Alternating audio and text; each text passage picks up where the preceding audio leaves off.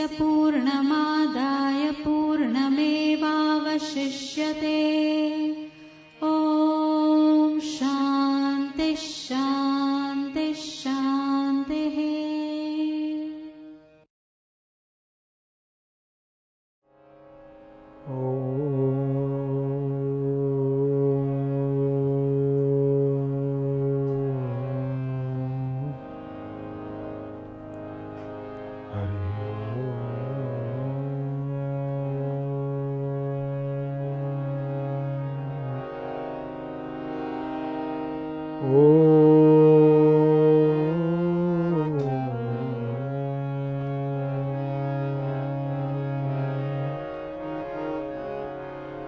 नमस्ते रुद्रमन्यव उतोत इखवे नमः। ओम शांति शांति शांति। सानौ यशः सानौ ब्रह्मवर्चसम्। ओम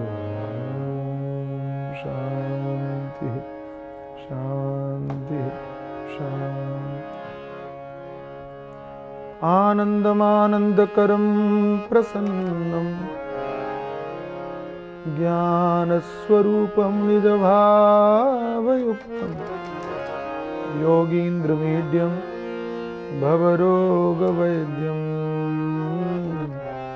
श्रीसद्गुरुं नित्यमहं नमामि।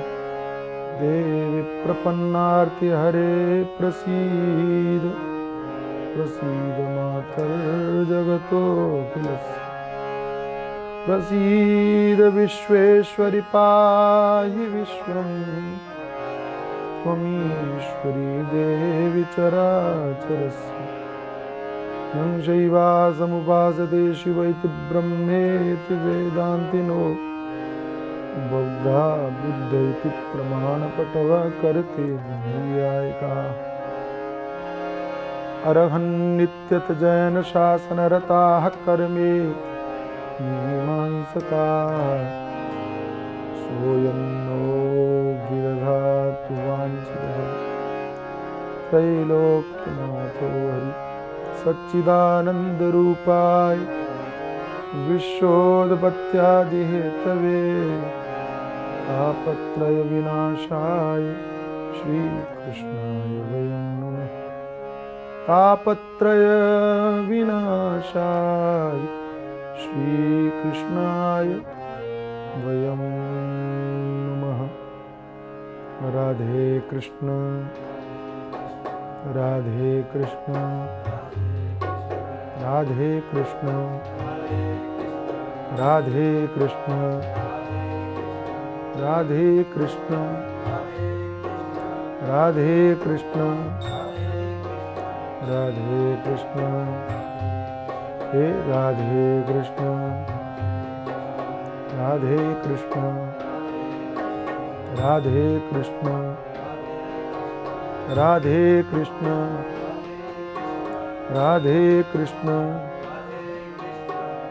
राधे राधे राधे राधे राधे कृष्ण।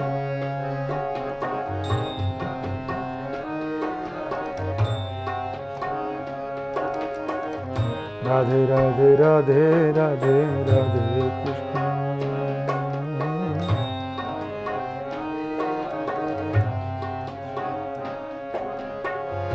राधे कृष्ण राधे कृष्ण राधे कृष्ण।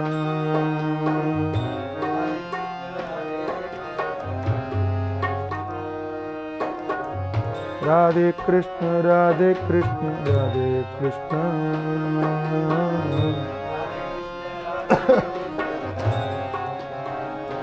कृष्ण राधे कृष्ण राधे कृष्ण राधे कृष्ण।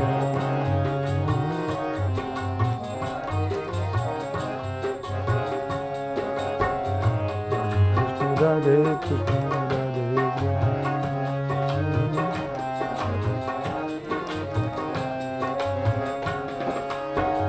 राधे कृष्ण राधे कृष्ण राधे कृष्ण।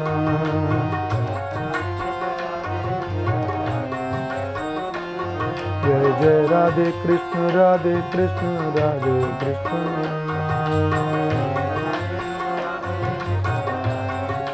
कृष्ण कृष्ण राधे कृष्ण राधे कृष्ण राधे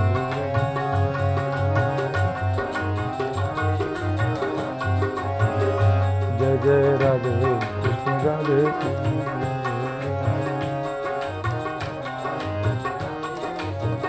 राधे कृष्ण राधे कृष्ण राधे कृष्ण राधे कृष्ण राधे कृष्ण।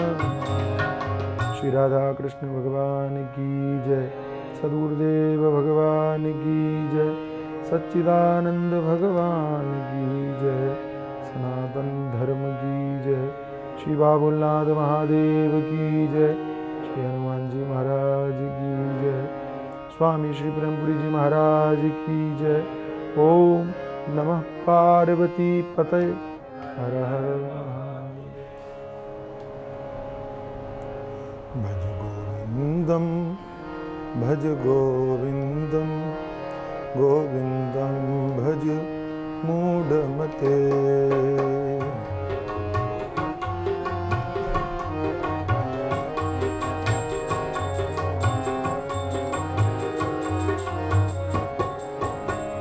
भज गोविंदम भज गोविंदम गोविंदम भज मूढ़मते।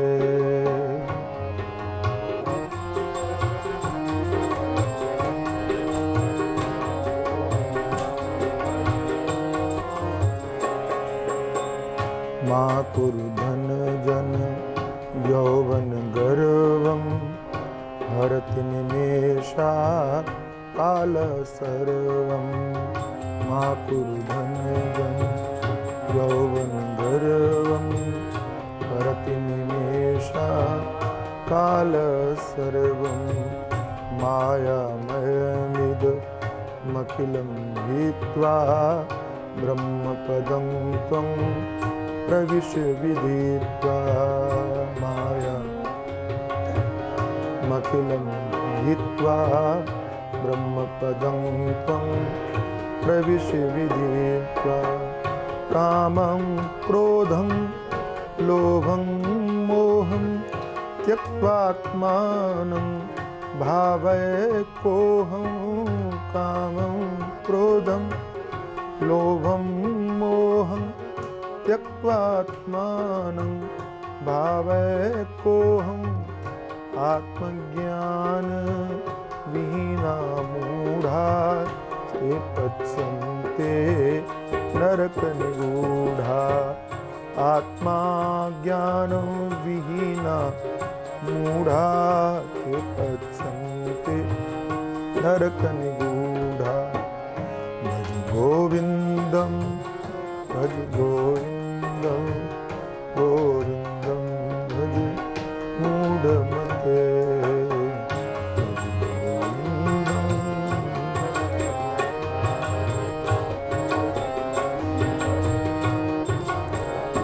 जय जय भज गोविंदम भज गोविंदम गोविंदम भज मूढ़मते।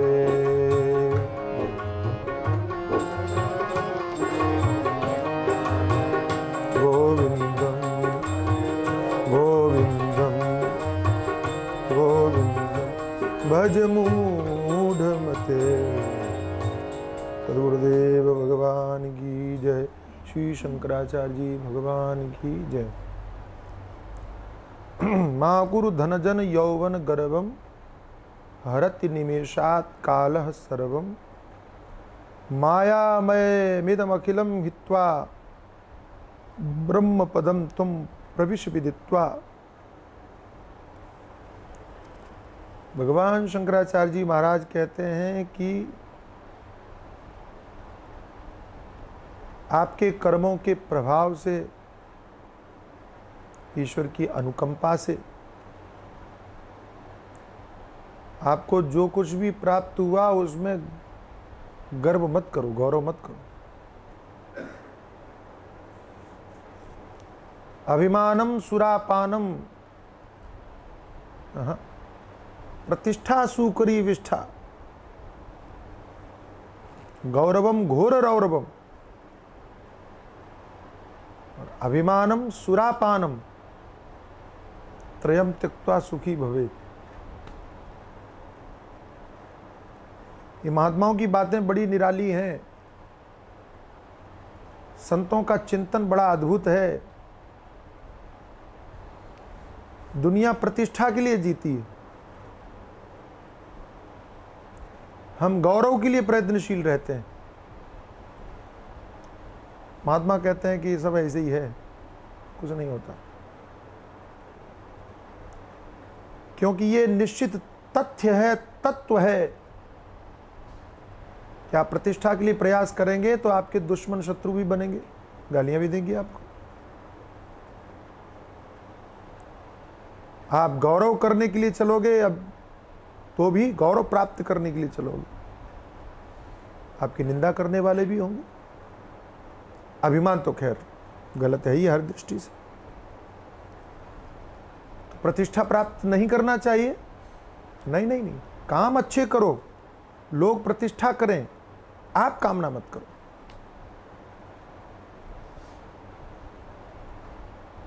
शास्त्र का सिद्धांत इतना ही है, आपकी कामना आपके सुख की बाधा बनेगी, शांति की बाधा बनेगी।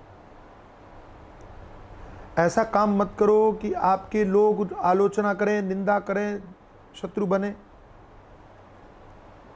अच्छे काम करोगे तो समाज में प्रतिष्ठा अपनी आप, जैसे भगवान शंकराचार्य,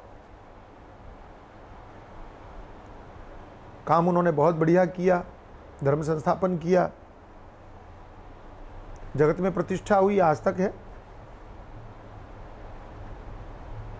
लेकिन आपने ध्यान दिया, उनकी ऐसी प्रतिष्ठा हुई कि जिनको पराजित किया वे भी उनकी प्रशंसा करते हैं कि भैया आदमी गजब है। भगवान श्री राम के विषय में प्रसिद्ध है, बैरिहु राम बड़ाई करही, कि शत्रु भी भगवान श्री राम की बड़ाई करते थे, प्रशंसा करते थे।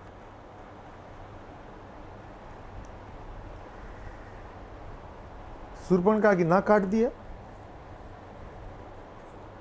रोती हुई खरदूषण के पास में पहुंची, खरदूषण मारने के लिए, भगवान से युद्ध करने के लिए पंचवटी में आए। भगवान भी श्री जानकी जी को, लक्ष्मण जी को सौंप करके स्वयं युद्ध करने के लिए पहुंचे। लेकिन जैसे ही भगवान का सौंदर्य देखा तो वो दुष्ट राक्षस भी प्रभावित हो गए, बोले हमने अपने जीवन में ऐसी सुंदरता नहीं देखी थी, शील नहीं देखा, ऐसी विनम्रता, ऐसा सौम्यता नहीं देखी। बड़ाई किया, प्रशंसा की और कहा कि तुम भाग जाओ, तुम्हारे ऊपर बाण चलाने से हमारा दिल नहीं कहता। हालांकि भगवान ने प्रत्युत्तर दिया और युद्ध हुआ। कहने का तात्पर्य क्या है कि आपकी उपस्थिति में आपके शत्रु भी प्रभावित हो जाए। क्या बोलते हैं, प्रतिद्वंदी, अंग्रेजी में कुछ बोलते हैं, मैं भूल गया, नहीं नहीं कुछ होता है, जाने दो, प्रतिद्वंदी समझ लिए ना। प्रतिद्वंदी भी आपकी प्रशंसा करे कि भाई ये आदमी गजब है। और वो कब करेगा पता है आपको, जब आप प्रतिष्ठा नहीं चाहोगे। प्रतिष्ठा के भूखे व्यक्ति की प्रशंसा तो उसका समर्थक ही नहीं कर पाता है। जो हाथ जोड़ के खड़ा है ना, जो सदैव आपकी प्रशंसा और आपका सम्मान करता है, जब उसको लगता है कि इसको जब हमेशा ही प्रतिष्ठा ही चाहिए अपनी, तो कहता है ये ठीक नहीं है। दिल से उसको लगता है, निकलता है कि बहुत ज़्यादा हो रहा है। सम्मान की भावना के कारण वो बोल न पाए, ये अलग बात है। लेकिन प्रतिष्ठा के भूखे व्यक्ति का सम्मान उसका समर्थक ही हृदय से नहीं कर पाता। और दूसरा व्यक्ति है जिसको प्रतिष्ठा चाहिए नहीं, वो जमीन पर भी बैठने के लिए तैयार हो जाए, उसकी बड़ी प्रशंसा। हमारे जैसे प्रधानमंत्री नरेंद्र मोदी, प्रतिष्ठा नहीं चाहिए उनको। कोई उनको महिला प्रणाम करने लगे, वो खुद ही झुक जाते, पांव छूने लगते हैं। तब उनके जो विरोधी हैं वो भी कहेंगे भैया आदमी गजब है यार, कुछ भी कहो। अपने से बड़ा कोई व्यक्ति है उसके लिए कुर्सी खाली कर देते हैं। एक कोई दिव्यांग था, चल नहीं सकता था, उसको गले लगा लिए वहीं पहुंच करके सामने जाके। बहुत सारे सरलता। उनके मन में कभी आता ही नहीं कि वो प्रधानमंत्री है, इसलिए उनके साथ में वैसा ट्रीटमेंट होना चाहिए, कभी नहीं सोचते। तो विरोधी भी प्रशंसा करते हैं। अब उनको विरोध करना है क्योंकि वो विरोध में है, विपक्ष में, बेचारे मजबूरी है। लेकिन दिल उनका भी जानता है कि इस आदमी का मुकाबला नहीं हो सकता, क्योंकि ये आदमी मौका ही नहीं देता है। यही तो साधुता है, यही हमको व्यवहार में निभाना है। यही तो यहां कहा जाता है कि आप उसको महत्व मत दो। अगर आपने महत्व दिया, देखो, चाहे धन हो, चाहे प्रतिष्ठा हो, चाहे मान हो, सम्मान हो, चाहे कुछ भी हो, यौवन हो, ये छाया की तरह है। आप इनको पकड़ने की कोशिश करोगे, आपसे दूर होते चले जाएंगे। आप इनको छोड़ दोगे, आपके पीछे पीछे चले।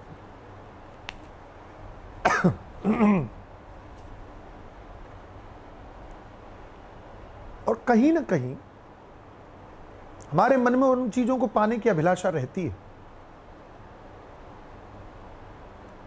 आपने ध्यान दिया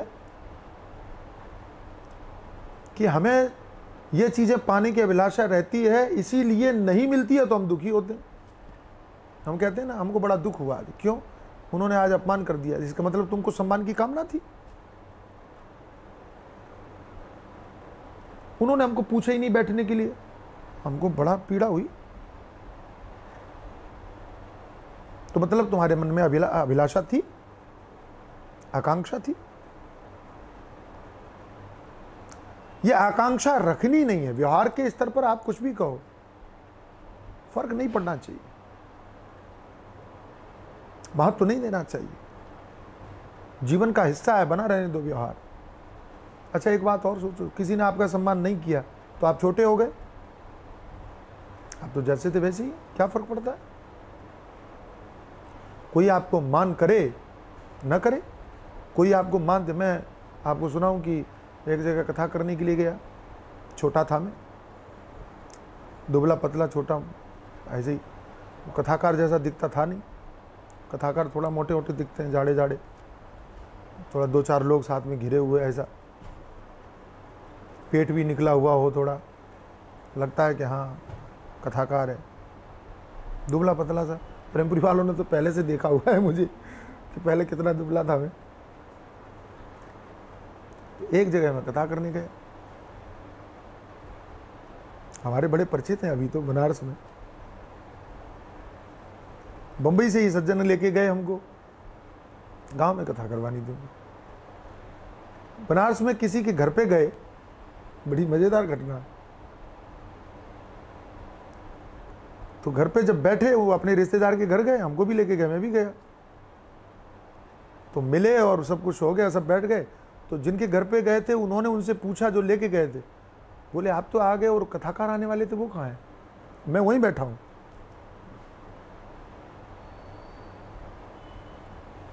तो उन्होंने कहा कि अरे स्वामी जी है ना ये। अच्छा अच्छा अच्छा। वो ऐसा हाथ जोड़ा, उन्होंने कहा कि अरे मतलब अच्छा आप ऐसी पकड़ के ले आए किसी को। मैं कुछ नहीं बोला, क्या फर्क पड़ता है। सुबह हुई, हम दूसरे दिन जहाँ कथा थी वहाँ गांव में गए, गाड़ी से उतरे तो उनका भाई, छोटा वाला भाई, और वो लेकर के हमको आगे आया सामने, और भाई को लेकर के आगे बढ़ा, बोले कथाकार कहाँ है? धीरे पूछा था, मैंने सुन लिया। तो बड़े भाई ने कहा स्वामी जी है ना, ये कथाकार है। बोले हाँ हाँ यही कथाकार, बहुत बड़े कथाकार थे। बेचारा निराश हो गया। बोले इनके लिए इतनी मेहनत करवाई, उसने बोल भी दिया, उसने इनके लिए इतनी मेहनत करवाई। बड़े भाई ने ध्यान नहीं दिया क्योंकि वो हमको जानते थे कि कैसे हैं। खैर, शाम को हम लोग बैठे, गांव था, हमारे साथ में एक लड़का था, उसने क्या किया, मेरी राम कथा की एक कोई कैसेट थी, टेप रिकॉर्डर में लगा दिया और वो बजने लगी तो गांव के जितने लोग भी थे 20-50 सब इकट्ठे होकर सुनने लगे। वो भाई भी आया छोटा वाला, वो कहता क्या है हमको चिढ़ाते हुए, देखो ये है कथा, इसे कहते हैं कथा, ऐसी होनी चाहिए कथा, क्या कथा हो रही है। तो लड़के ने कहा कि ये कौन बोल रहा है पता है? बोले नहीं। बोले स्वामी जी बोल रहे। बोले स्वामी जी की कथा है ये? फिर कथा हुई, कथा भगवान की दया से बहुत आनंद आया सबको। आप आश्चर्य करेंगे कि जिसको मेरे कथाकार होने में संदेह था वो आज हमारा शिष्य है। वो दोनों शिष्य हैं, वो बनारस वाले भी शिष्य हैं जिन्होंने पूछा था कथाकार कहाँ है। मेरा तात्पर्य क्या है, गुरुजनों ने ये सिखाया कि कौन आपके विषय में क्या कह रहा है मायने नहीं रखता, आप कैसे हैं उस पर आप स्थिर बने रहो, उसमें हिलो मत। प्रतिष्ठा तो अपने आप पीछे पीछे दौड़ेगी, आएगी। किसी के अपमान करने से आपका अपमान कैसे हो जाएगा भाई? और ध्यान रखना, सत्य का कभी अपमान नहीं हो सकता। मैं सदैव इस बात को कहा करता हूं कि उल्लुओं के अपमान से सूर्य को कोई फर्क नहीं पड़ता। उल्लू अगर अपमान करे सूर्य का तो क्या फर्क पड़ता है? कोई फर्क नहीं पड़ता। प्रतिष्ठा शूकरी विष्ठा, शूकरी विष्ठा का ओहो त्याज्य है, सुअर के मल की तरह, छूना तो दूर, देखो भी मत, पीछे दौड़े पाते। उसको महत्व मत दो। क्यों? महत्व दोगे तो उसी में उलझ जाओगे, तुमको बदबू आएगी फिर। और बुरा मत मानना, लोग जो प्रतिष्ठा के भूखे रहते हैं वो वही सूंघते रहते हैं, उसी में उलझे रहते हैं, उसी में मरते रहते हैं, छोटी छोटी बातों में उलझे रहते हैं। हमारा अपमान हो गया, हमको बड़ा बुरा लगा। अरे तुम कोई ब्रह्मा की औलाद हो तो तुमको तुम्हारा अपमान हो गया? क्या समझते हो अपने आप को? ये मन से भावना ही निकाल दो। आप तो भगवान के भक्त बन जाइए, मीरा की तरह। मीरा ने राजपाट छोड़ दिया, मीरा ने राजघराना छोड़ दिया, मीरा ने ऐश्वर्य वैभव, जहां प्रतिष्ठा होनी थी, सबको लात मार दी।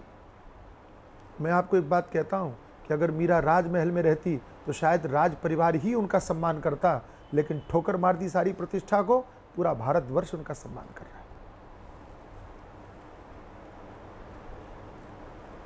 पूरे भारतवर्ष के लोगों ने, भक्तों ने उनको अपने हृदय के सिंहासन पर बिठा के रखा। और ध्यान ये भी रखना कि राज सिंहासन पर अगर मीरा होती तो इतिहास एक पन्ने में सिमट जाती, लेकिन उसको ठोकर मार दी तो इतिहास में मीरा का नाम भले ही ना हो, लेकिन हर हिंदू के राज दिल पर, और जब तक ये भारतवर्ष रहेगा, जब तक गंगा की धारा रहेगी, जब तक सूर्य और चंद्रमा रहेंगे, मीरा राज करती रहेगी। मीरा को हटा पाना कठिन है, भुला पाना कठिन है। ये प्रतिष्ठा है। क्यों? क्योंकि मीरा भगवान की हो गई। मीरा प्रतिष्ठा की नहीं हुई, यौवन की नहीं हुई,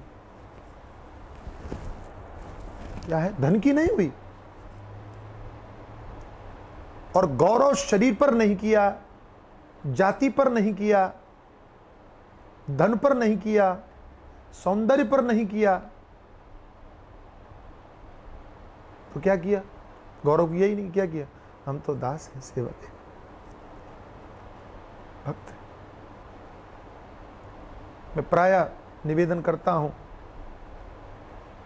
अध्यात्म से जुड़े हुए व्यक्ति के अंदर में विनम्रता का भाव अत्यंत आवश्यक है। विनम्रता।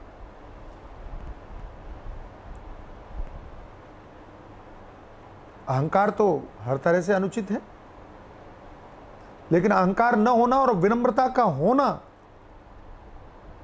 होना अधिक आवश्यक है। आप सदैव आप संतों के जीवन को पढ़ो, महापुरुषों के जीवन को देखो, भक्तों के जीवन को देखो। भक्ति के लक्षण में क्या है? भक्त के लक्षण में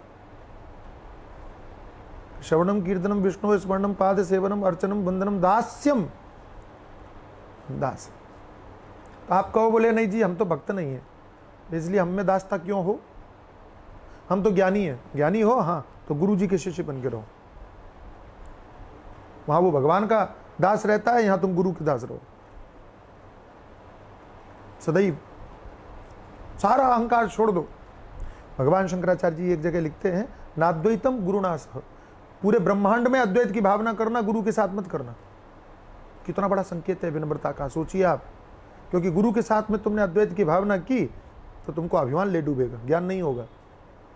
बोले हम और गुरु तुम दोनों तो एक ही है, गुरु यही समझा रहा है लेकिन तुम्हें नहीं समझना है। व्यवहार के स्तर पर आपको सदैव उनका सम्मान और उनके प्रति ये समर्पण की भावना रखना। और विनम्रता का अभाव आपको न तो ज्ञान होने देगा, न आपको भक्त होने देगा, ज्ञान भी नहीं होने देगा।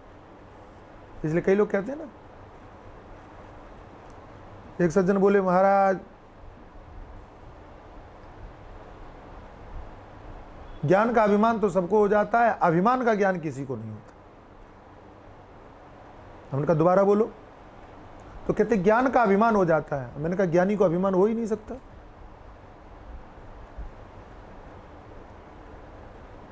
शब्दों का ही खेल है, आप समझना। और जो लोग कहते हैं ज्ञान का अभिमान हो जाता है वो मूर्ख है। कोई कहे कि सूर्य को प्रकाश का अभिमान हो गया, कि प्रकाश का अंधकार हो गया। प्रकाश का अंधकार कैसे होगा भैया? प्रकाश होगा वहां अंधकार नहीं हो सकता, ज्ञान होगा वहां अभिमान नहीं हो सकता। ज्ञान अभिमान का विरोधी है। तो कहने लगे हमने तो सुना है कि उनको ज्ञान का अभिमान है। मैंने कहा कि उनको ज्ञान के भास का अभिमान है, ज्ञानाभास बोलते हैं उसको। मान लिया कि हम ज्ञानी हैं, नहीं ज्ञानी, वो वही तने खड़े रहते हैं। क्यों भैया तने क्यों? हम ज्ञानी हैं। ज्ञानी नहीं तो मूढ़ हो, मूर्ख हो।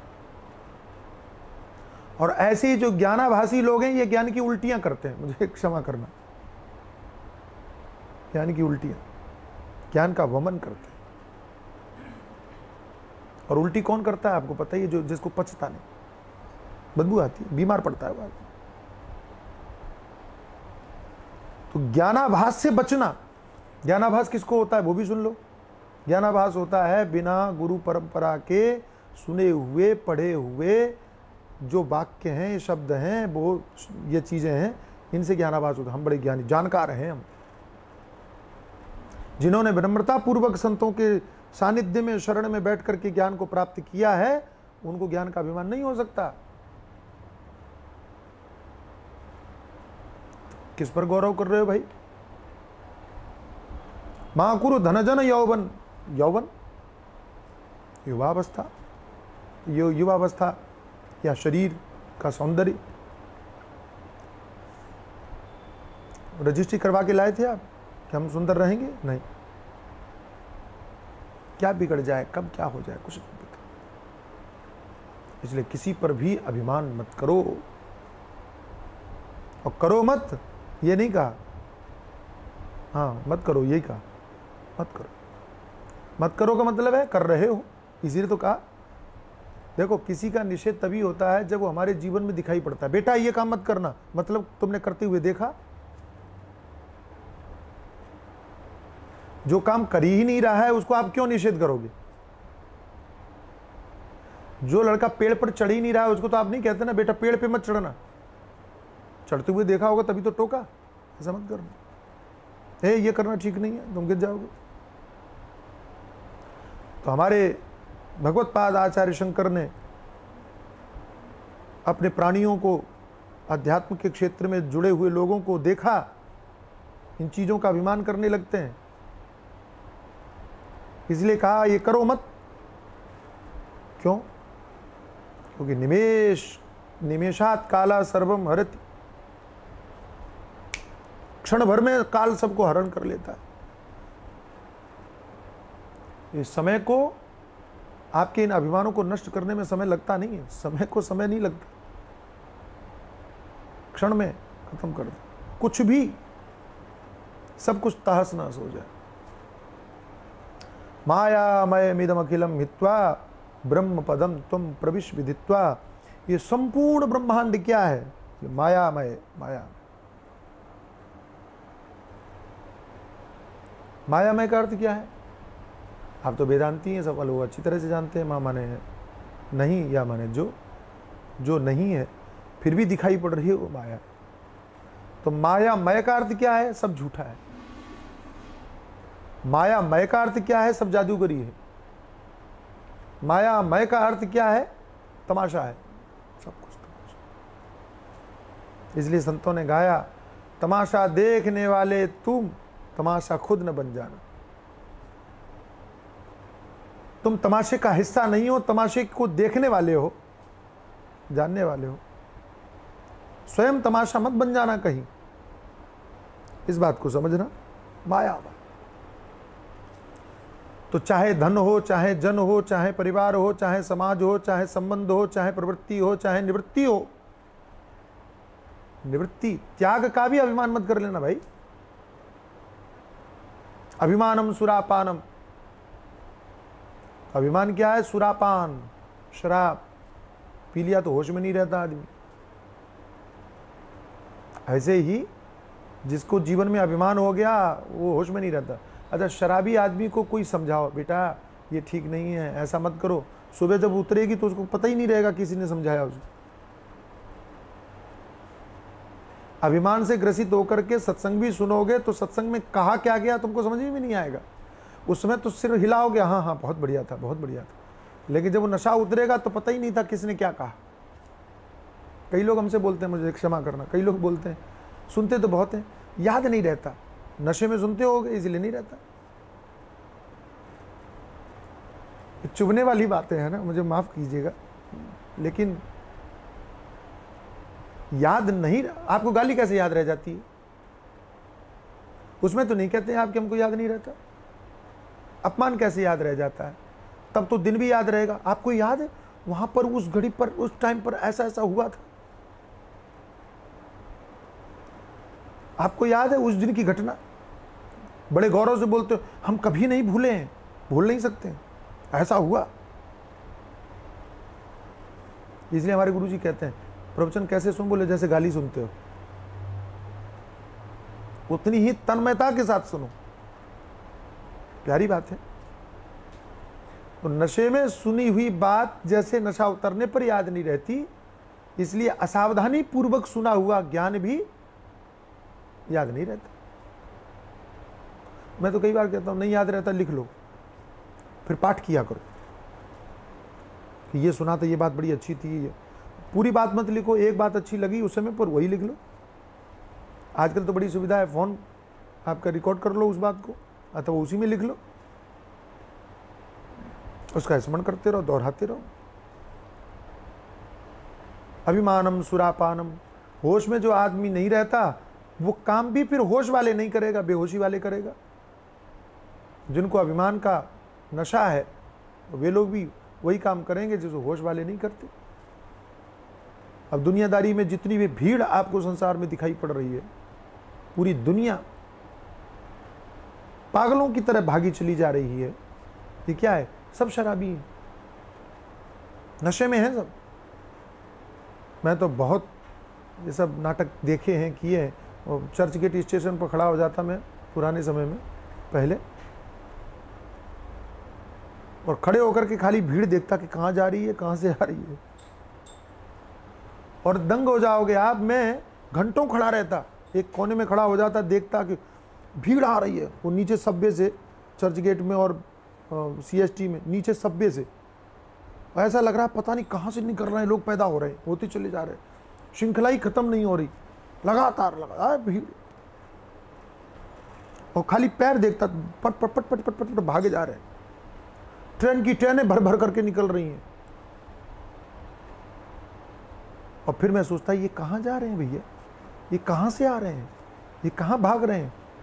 तब अंदर से चित्त कहता ये सब नशे में है। किसी को होश नहीं है। क्यों? क्योंकि कहां जा रहे हैं, क्यों भाग रहे हैं, इनको पता ही नहीं है। जिंदगी गुजर जाती है, भागते भागते भागते भागते भागते भागते भागते जिंदगी गुजर जाती है और पहुंचते कहीं नहीं है, कहीं नहीं पहुंचते। वो आपने तो संतों से सुना है ना, वो नाव रात भर चलाता रहा बेचारा, वो नाविक रात भर, अंधेरा था, सुबह होने वाली थी, आवाज आने लगी, हाँ हाँ मैं पहुंच गया, कहीं पहुंच गया। तब देखा अरे वो तो उसी घाट पे। बोले ये क्या हुआ, रात भर चलाता रहा मैं, घाट तो वही है। तो मालूम पड़ा वो नाव खोला ही नहीं था, वो तो वहीं बंधी थी। ऐसी जिंदगी भर दौड़ते रहे दौड़ते रहे दौड़ते रहे, लेकिन बाद में मालूम पड़ा वो अहंकार के खूटे से तो छूटे ही नहीं, हम तो वहीं बंधे थे। जिंदगी गुजर गई लेकिन हम तो कहीं पहुंचे ही नहीं। अभिमानम सुरापानम त्रयम त्यक्त्वा सुखी भवे, तीन चीजों को छोड़ दो सुखी हो गए। इसलिए महात्माओं को कोई दुखी नहीं कर सकता। आपने तो खूब सुना होगा, पूज्य महाराज श्री अखंडानंद जी महाराज सुनाया करते थे। एक महात्मा से किसी ने कहा कि अमुक आदमी आपका बड़ा अपमान करता है, आपकी बड़ी निंदा करता है। महात्मा खुश, बोले आप खुश हो रहे हो? बोले किसकी निंदा करता है? बोले आपकी। बोले मैं। बोले मतलब? तो कहा देह की निंदा करता है कि आत्मा की निंदा करता है? तो उसने कहा देह की निंदा करता है। तो महात्मा ने कहा देह की तो मैं खुद ही निंदा करता हूं।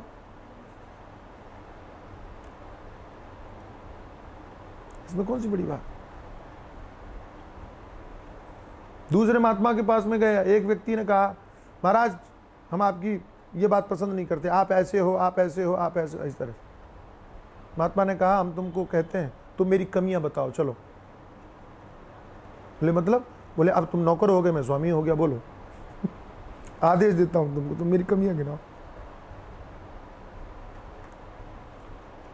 अब ऐसे आदमी को कौन दुखी कर सकेगा? किस तरह से दुखी कर सकेगा? कहां से दुखी कर सकेगा? ये महात्मा मौका ही नहीं देते, अवसर ही नहीं देते। हर स्थिति में खुश हैं ये। गालियां सुना रहा है फिर भी खुश है, ठीक है। मैं पुनः याद दिलाऊं आपको, सांसारिक प्रवृत्तियों को, चिंतन को, विचार को, विचारधारा को मन के अंदर में घुसने मत दो। हमारे गुरुजी वाली बात याद रखो, नो एंट्री का बोर्ड लगा लो। ये तुम हमारे अंदर में प्रवेश नहीं कर सकते, तभी आपका बचाव हो सकता है, तभी आप बच सकते, अन्यथा बचना कठिन है। तो मायामय मिदमखिलम हित्वा ब्रह्म पदम तम प्रवेश विदित्वा। मायामय है पूरा संसार, जगत झूठा है, जादूगरी है। लेकिन ये बात बड़ी विचित्र है कि जादू की चीज दिखाई सच पड़ती है, और जो सच दिखाई पड़ता है वो छूटता बड़ा कठिन है, कठिनाई से।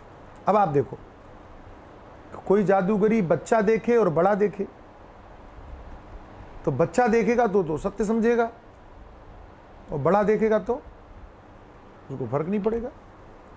हमारे जयपुर में एक सज्जन है, आज भी, हाँ, तो फिल्म देखने जाते हैं तो उनको क्या लगता है कि सिनेमा हॉल में वो जो दिखाया जा रहा है वो बिल्कुल सही है। उनको लगता ही नहीं है कि वो नकली है, एकदम सही है। तो एक फिल्म चल रही थी, तो जज ने पूछा किसने कत्ल किया, किसने देखा? तो ये खड़े हो गए, बोले मैंने देखा। लोगों ने पकड़े बिठाए, चुप बैठो। बोले क्यों? जज पूछ रहा है, और तुम सबने देखा, तुम बोलते क्यों नहीं हो? तो लोगों को उन्हें पकड़ के बाहर करना पड़ता है। बोले ये आदमी हमारी फिल्म का मजा खराब कर रहा है। तो जो दिमाग से पैदल है, मूर्ख है, उसको क्या लगेगा? ये जो दिखाई पड़ रहा है वो बिल्कुल सत्य। लेकिन जो समझदार है उसको क्या लगेगा? भैया मनोरंजन है, देख लो। अच्छा आप देखो, फिल्म में घटित जो कुछ भी घटना हो रही है, जो भी घटित हो रहा है, चाहे वो अच्छा हो चाहे बुरा हो, देखने वाला क्या करता है? आनंद लेता है, हर चीज का आनंद लेता है। युद्ध हो रहा है उसका भी आनंद लेता है, बाहर आके कहता है क्या लड़ाई हुई, क्या गजब से धोया भाई, क्या मारा। अच्छा सामने ऐसे मार हो रही हो सही में, तो आप कह सकते हो क्या? अच्छा, फिर दूसरा दुख का दृश्य है, रो रहा है आदमी बड़ा भारी, क्या रोया है, मजा आ गया देख के, ठीक है। सामने वाले की हंसी भी आपका मनोरंजन कर रही है, सामने वाले का रुदन भी आपका मनोरंजन कर रहा है, सामने वाले की मारपीट भी आपका मनोरंजन कर रही है, आपको मजा आ रहा है। क्यों? क्योंकि आप जान रहे हो कि वो सब झूठा है, अभिनय किया गया। क्योंकि जो रो रहा है वो तो रोने के पैसे ले रहा है, वो तो खुश हो रहा है। माया में माताओं भाइयों, ये जो कोरोना चल रहा है ना, ये भी फिल्म का एक दृश्य है। ये बीमारी जो चल रही है, ये भी फिल्म का दृश्य है। आप तो मनोरंजन, परमात्मा की मनोरंजन चल रही है, लीला चल रही है, आप तो एंजॉय करो। कहते वाह क्या अभिनय है ईश्वर का, देखिए क्या जादूगरी है, सारी दुनिया में तबाही छाई है, सब परेशान, ये सब अभिनय चल रहा है, फिल्म चल रही है। लेकिन हमेशा याद रखना, हमारे यहाँ भारतीय फिल्मों में अंत सदैव सुखद होता है, हैप्पी एंडिंग होती है। ऐसे अंत इसका भी बढ़िया होगा, और आपका तो सबसे बढ़िया हो ही रहा है, क्योंकि ऐसे कोरोना के टाइम में भी आपका सत्संग नहीं छूट रहा है, आपको सत्संग की उपलब्धि हो रही है। मायामय जादूगरी है चारों तरफ। अच्छे कामों में भी, अनुकूल कामों में भी जादूगरी याद रखना, रसगुल्ला खाते समय पर भी जादूगरी याद रखना, और दुख की परिस्थिति में भी जादूगरी याद रखना, तो आप सुखी बने रहोगे। तो माया में ये जादूगरी को छोड़ दो, इसको चिपको मत। मैं कई बार सुनाया करता हूं कि गुजरात में एक आदमी ने और पैसों की बारिश की, 1000 रुपए, पुराने ज़माने में 1000 चलते थे, 1000 रुपए नोटों की बारिश की, ढेर लग गया। लोग देख रहे, ताली बजा रहे हैं। मैं था वहाँ, खंबात की बात है, गुजरात, ताली बजा रहे। तो उसने कहा ताली बजा रहे हो, देखो कितना ढेर लग गया पैसे का, लूट क्यों नहीं रहे हो, तुमको लग रहा है नकली है? तो सब पब्लिक शांत। अब वो जादूगर ने वो नोट उठाया, पास पास में गया, देखो देखो अपनी आंखों से देखो इसको, असली है एकदम। तो वो नोट देख रहे हैं ऐसे ऐसे, कहते हाँ हाँ एकदम असली है, और वापस कर दे रहे हैं। कोई अपनी जेब में नहीं रख रहा। क्यों? क्योंकि सबको पता है कि भले ही कितना भी असली दिखे, ये असली है नहीं। असली होता तो ये यहाँ क्यों जादूगरी दिखा रहे, अपने घर में बारिश कर लेता। बस ऐसे ही माया की जादूगरी दिखाई पड़ रही है, बिल्कुल सच्ची दिखाई पड़ रही है, लेकिन है नहीं। इसलिए इसको अपनी जेब में मत रखना। देखो ताली बजाओ, बहुत बढ़िया, क्या जादूगरी है, वाह आनंद आ गया, तो जेब में रख लो। बोले नहीं, ये तेरी काम की, तू ही रख। ठीक है, देख करके आनंद ले लिया, हाँ जेब में नहीं रखोगे, नहीं तो जेब में क्या रखोगे? ये यहां रखेंगे, क्या? ब्रह्म पदम तुम प्रवेश विदित्वा, ब्रह्म पद में प्रवेश करो, जो असली तत्व है उसमें प्रवेश करो। जादूगरी को महत्व मत दो, वास्तविकता को महत्व दो, सत्य को महत्व दो, झूठ को महत्व मत दो, सत्य की ओर चलो। भागवतकार क्या कहते हैं? सत्यम परम धीमहि, हम परम सत्य का ध्यान करते हैं, ऐसा कहते हैं, परम सत्य का चिंतन करते हैं, ऐसा कहते हैं। क्योंकि सत्य ही आनंद है। सच्चिदानंद बोलते हो ना आप, हमारे गुरु जी कहते हैं, जो सत्य नहीं होगा वो जड़ होगा, जो जड़ नहीं हो, वो जो जड़ होगा वो दुख देगा। ध्यान रखना आप, असत जड़ होगा, जड़ दुख देगा, सत चिद होगा, चिद आनंद देगा। जहां से भी आपको दुख की प्राप्ति हो, समझ लेना ये जड़ है और असत है। जहां से भी आपको आनंद की प्राप्ति हो, समझ लेना ये सत्य है और चेतन है। नियम है, पक्की बात है। झूठी चीज कभी आपको आनंद नहीं दे सकती, और झूठी चीज का आनंद भी झूठा होगा। सपने में आपको आनंद मिला, सपना झूठा, तो वो आनंद भी, सपने में रसगुल्ला खा रहे थे, बड़ा मजा आ रहा था, हाँ, तो सपने में होठ भी चाट रहे थे, जब जागे तो देखा कि होठ में तो कुछ है ही नहीं, सूखे पड़े हैं। तो सपने में तो बड़ा मजा आ रहा था। तो पदार्थ झूठा, उसका आनंद भी, उसकी अनुभूति भी, उसका ज्ञान भी झूठा है। हमारे शास्त्रकारों का यही तो निर्णय है कि मिथ्या वस्तु का ज्ञान भी मिथ्या होता है। रस्सी में जो सर्प दिखा, सर्प झूठा था, तो सर्प का ज्ञान भी झूठा था। ज्ञान सच्चा कैसे हो सकता है झूठी वस्तु का? तो जो असत होगा उसका ज्ञान भी असत होगा, जड़ होगा, और जो जिसका ज्ञान भी असत होगा वो दुख का ही कारण बनेगा, सुख का कारण नहीं बनेगा। इसलिए हमारे महात्मा कहते हैं सपना जो है ना वो सुख दे तो भी दुख देता है, दुख दे तो भी दुख देता है। सपने में आपको राजा बना दिया, बड़े मजा आ रहा था, जब जाके अरे यार सपने में था, काश ये सही हो रहा होता, तो याद करके दुखी होते हो। सपने में किसी ने आपका एक्सीडेंट कर दिया, ठोकर मार दी, जागे तो भले ही थोड़ी देर के लिए लग गया कि बच गए, लेकिन अरे सपने में देखा पता नहीं क्या होने वाला है, ये भगवान पता नहीं क्या होगा। सपना दुख देता है सदैव। ऐसी संसार की परिस्थिति भी सदैव कष्ट ही देती है। इसलिए भगवान श्री कृष्ण ने स्पष्ट कहा, ये ही संस्पर्शजा भोगाः दुख योनय एवते आद्यन्तवन्तः कौन्तेय न तेषु रमते बुधः। इंद्रिय विषय के संयोग से प्राप्त होने वाले जितने भी सुख हैं मूलतः सभी सुख दुख का कारण हैं, ऐसा कहा। इसलिए जो मूर्ख हैं यही संस्पर्शा होगा दुख योने एवते आद्यंतवंता, आदि और अंत वाले हैं। मैंने कहा ना मिथ्या हैं, झूठे हैं, असत हैं, पैदा हुए खत्म हो गए।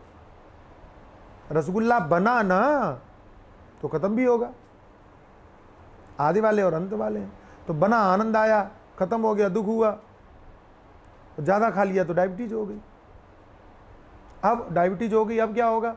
रसगुल्ला दूसरी बार आया सामने, नहीं खा सकते, क्यों? डॉक्टर ने मना किया है। मन नहीं हो रहा, मन तो हो रहा है लेकिन खा नहीं सकते।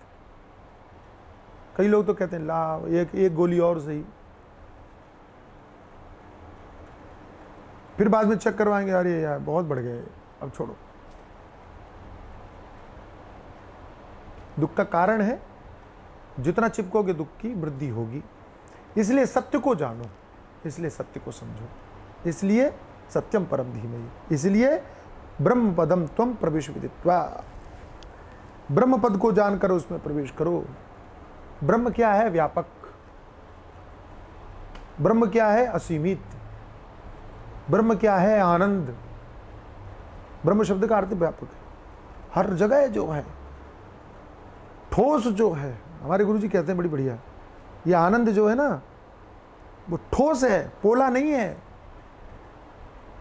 ठोस है, सर्वत्र है, सर्वत्र आनंद ही है, दुख है ही नहीं। बोले महाराज आनंद ही है, दुख है नहीं, तो हम दुखी क्यों हो रहे हैं? क्योंकि तुमने जाना नहीं है। जब तक जानोगे नहीं तब तक रोगे, जब तक जानोगे, जब तक देह अपने आप को समझोगे रोते रहोगे, जब तक मन अपने आप को समझोगे रोते रहोगे, जब तक बुद्धि अपने आप को समझोगे रोते रहोगे, जब तक अपने आप को ये सब समझते रहोगे रोते रहोगे। जिस दिन समझ लोगे ये नहीं है आनंद, ब्रह्म पदम तुम प्रवेश विदित्वा, ब्रह्म पद को जान करके प्रवेश करो। कैसे? चर्चा करेंगे। कौन सा नंबर है? 120।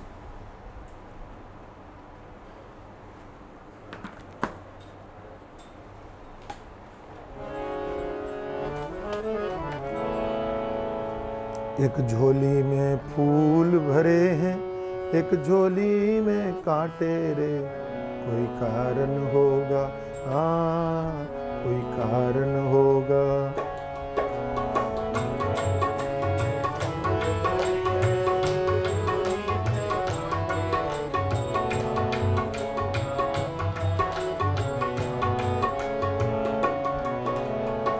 तेरे वश में कुछ भी नहीं है, बांटने वाला बांटे रे, कोई कारण होगा, हाँ कोई कारण होगा।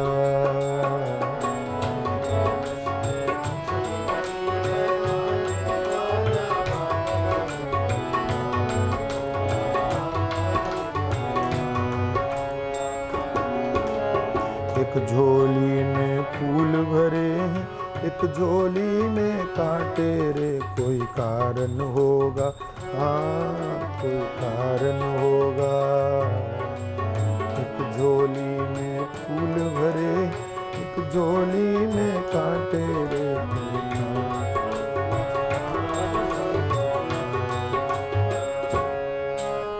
पहले बनती है तकदीर, फिर बनते हैं शरीर।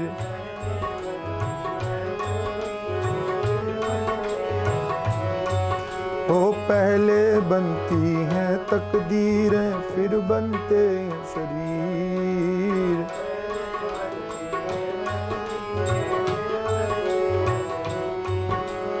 ये तो प्रभु की कारीगरी है, तू क्यों है गंभीर रे, कोई कारण होगा। ये तो प्रभु की कारीगरी है, तू क्यों है गंभीर रे, कोई कारण, हाँ कोई कारण होगा। एक झोली में फूल भरे हैं, एक झोली में कांटे रे, कोई कारण होगा, हाँ कोई कारण होगा।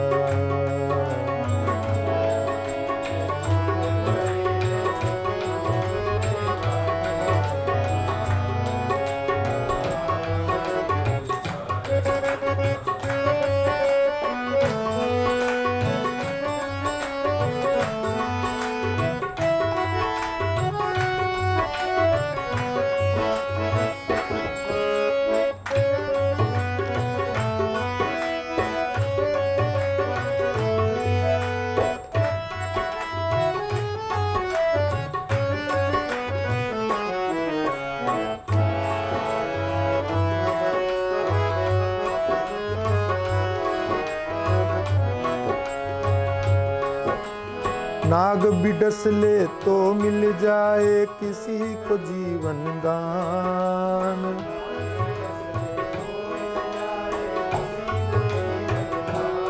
ओ नाग बिडस ले तो मिल जाए किसी को जीवन दान।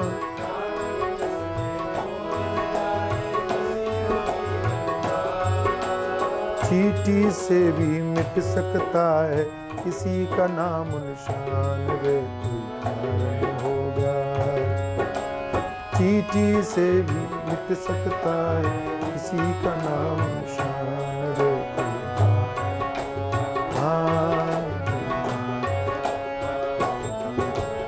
एक झोली में फूल भरे, एक झोली में कांटे रे, हाँ कोई कारण होगा।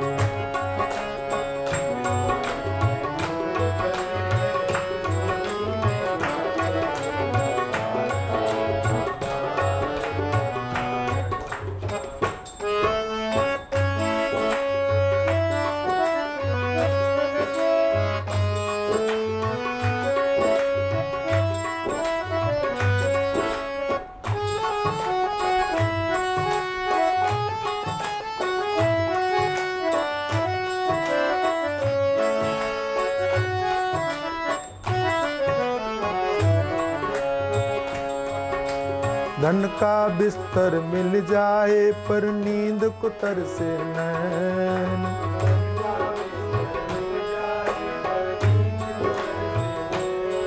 हो धन का बिस्तर मिल जाए पर नींद को तरसे नैन।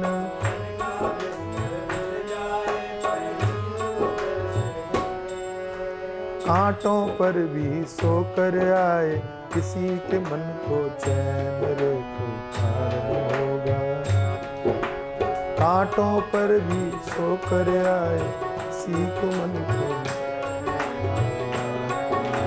हाँ। एक झोली में फूल भरे हैं, एक झोली में कांटे रे, हाँ कोई कारण होगा।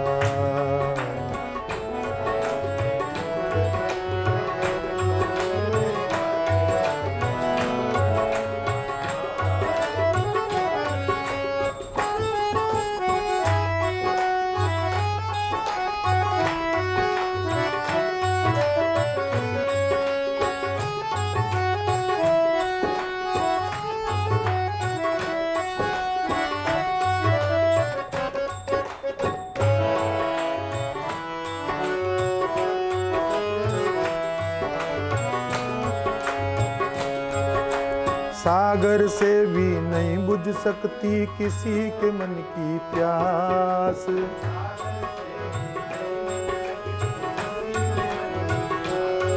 हे सागर से भी नहीं बुझ सकती किसी के मन की प्यास।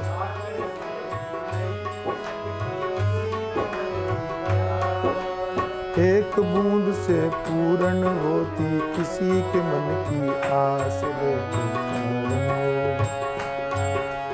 एक बूंद से पूर्ण होती किसी। हाँ,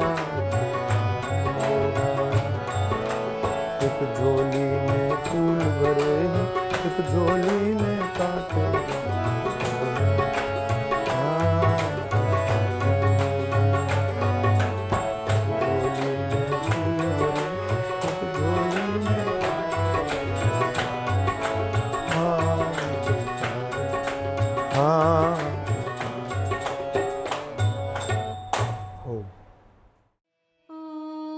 शांति